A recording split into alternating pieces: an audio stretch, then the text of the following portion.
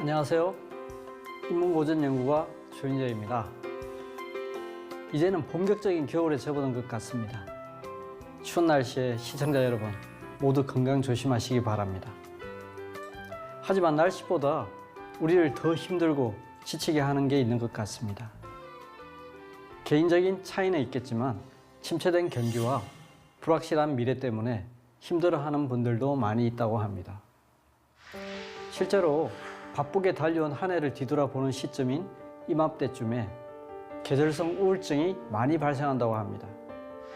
그 원인은 여러 가지가 있겠으나 심리학자들은 일에 치여 한 해를 정신없이 보낸 사람들이 갖는 마음의 공허함 때문이라고 합니다.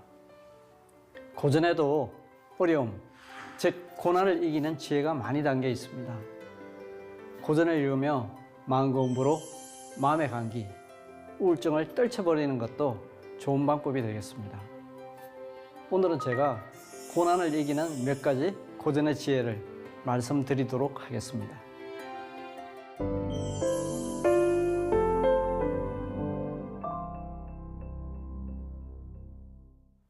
논어 자한에는 세한연우, 지송백 지후조야 라는 성어가 실려 있습니다. 뜻을 해석하면 날이 추워진 후에야 소나무와 잣나무의 잎이 더디 시듬을 안다 입니다. 사실 소나무와 잣나무는 침엽수라 잎이 가늘고 길어서 그다지 볼품이 있어 보이지는 않습니다.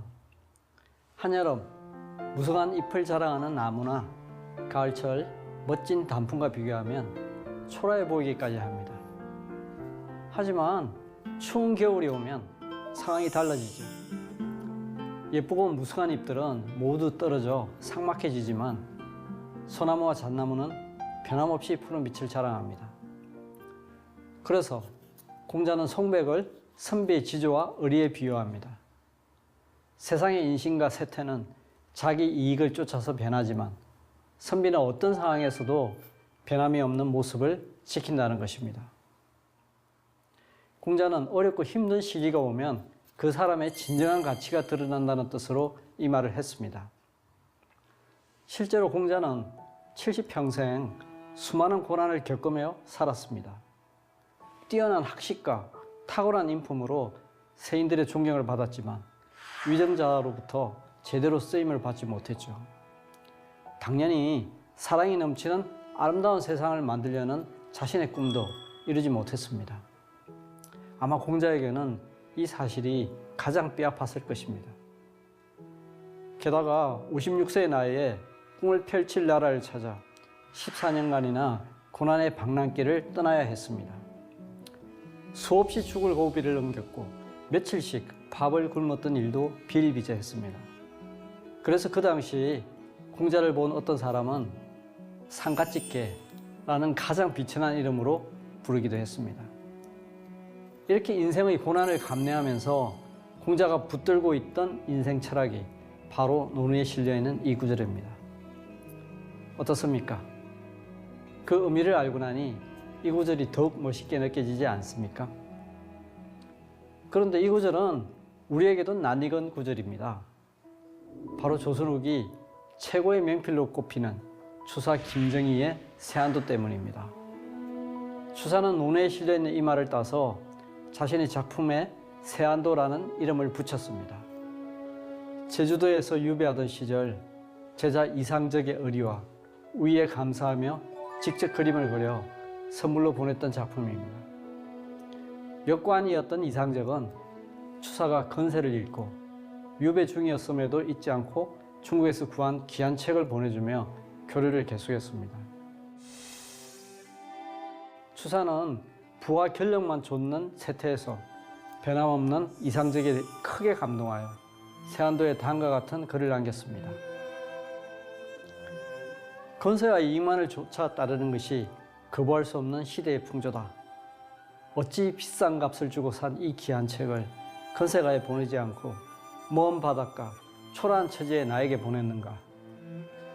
사마천이 말하기를 권력과 이익을 쫓아 모인 사람들은 그것이 사라지면 멀어진다고 했는데 그대도 세간의 한 사람일진데 어찌 그리 초연한가. 그대는 나를 권력과 이익의 대상으로 보지 않는가? 아니면 사마천이 틀렸단 말인가? 공자가 날이 추워진 후에야 소나무와 잣나무가 더디 시듬을 안다고 했듯이 송백은 사시사철 시들지 않는다. 추운 겨울이 오기 전에도 송백이요, 추운 겨울이 온 후에도 마찬가지로 송백인데 성인은 특별히 한겨울 이후에 변함없음을 칭찬하였도다.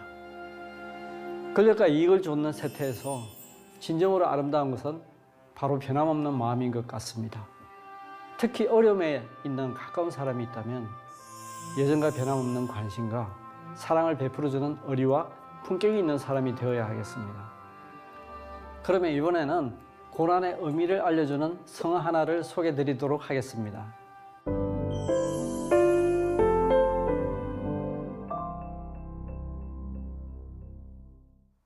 맹자 고자하에 실려 있는 생어 우환, 사어 안락입니다. 걱정과 어려움이 나를 살게 하고 안락함이 나를 죽음으로 이끈다로 해석이 되겠습니다. 맹자는 자신의 책 맹자에서 고난의 의미에 대해 많은 언급을 했던 철학자입니다. 아마 그 스스로가 많은 고난을 겪었기 때문에 사람들이 고개를 끄덕일 수 있었던 것 같습니다. 설사 지식이 많다고 해도 평생 고난을 모르고 살았던 사람이 고난에 대해 말한다면 아무도 공감하지 못할 테니까요. 생어 우환, 사어 안락의 앞에는 다음의 글이 실려 있습니다. 하늘이 장차 그 사람에게 큰 사명을 내리려 할 때는 먼저 그의 심지를 괴롭게 하고 뼈와 힘줄을 힘들게 하며 육체를 굶주리게 하고 그에게 아무것도 없게 하여 그가 행하고자 하는 바와 어긋나게 한다. 마음을 격동시켜 성질을 참게 함으로써 그가 할 수 없었던 일을 더 많이 할 수 있게 하기 위함이다. 위대한 사람이 큰 일을 이루기 위해서는 먼저 큰 고난을 겪고 이겨나가야 한다는 것입니다. 그럴 때 인내와 의지의 힘을 갖게 되고 그동안 하지 못했던 위대한 일을 이룰 수 있다고 합니다. 그래서 맹자는 편안함에 안주하지 말고 오히려 걱정과 고난 속에서 자신을 단련해야 한다고 했습니다. 고난의 의미를 정말 잘 말해주는 문장입니다. 서양의 역사학자 아놀드 토인비는 좀 더 재미있는 예를 들어서 고난의 유익을 알기 쉽게 설명해 주고 있습니다. 토인비는 도전과 응전을 핵심 모티브로 해서 인류가 발전할 수 있는 동인을 거친 환경과 가혹한 고난에서 찾았던 학자입니다. 그가 강연에서 예로 들었던 것은 바로 북해의 청어잡이 어선의 지혜입니다.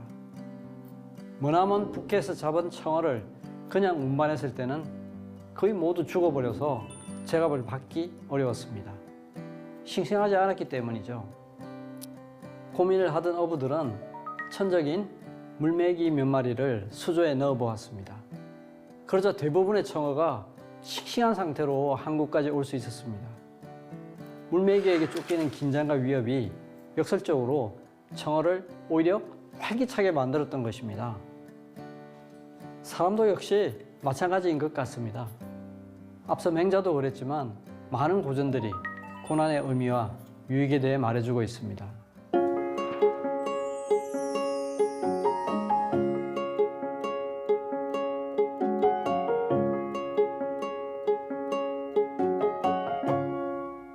이처럼 고전에서는 고난은 모두 가치가 있고 고난 그 자체는 역경이 아니라 오히려 축복이라고 말하고 있습니다. 하지만 고난이나 가난을 우리가 마음대로 결정할 수는 없습니다. 또한 고난이 가치가 있다고 해서 하지 않아도 될 고난을 일부러 사사하는 미련한 사람은 없을 것입니다. 단지 하루하루의 삶에 충실하고 이러한 고전의 지혜를 통해 삶을 대하는 태도를 바로 잡으면 좋겠습니다. 최건담에는 가난을 쫓아버릴 수는 없지만 가난을 근심하는 마음을 쫓아버리면 마음은 항상 안락할 수 있다고 했습니다. 우리가 처해 있는 상황이 문제가 아니라 그 상황을 얼마나 지혜롭게 대처할 수 있느냐가 우리의 행복을 결정하는 것 같습니다. 감사합니다.